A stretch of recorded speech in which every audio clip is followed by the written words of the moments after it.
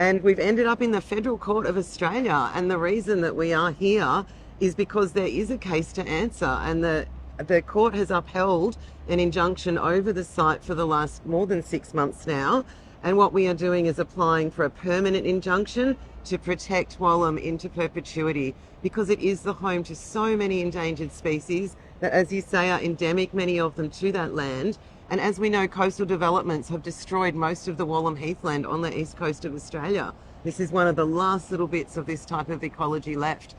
It's so important that this habitat is protected for future generations like me, for the threatened species that live here, and for the community here that don't want to see this habitat be destroyed.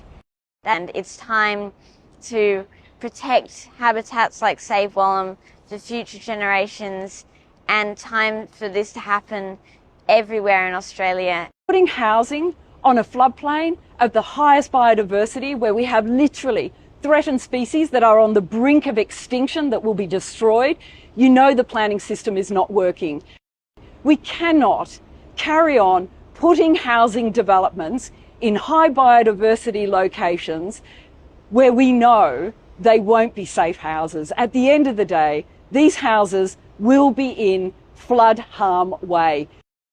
This community is standing up not just for Wallum, but for all Australians, demanding a better response in the face of the climate crisis, the biodiversity crisis, and the housing crisis and the cost of living crisis.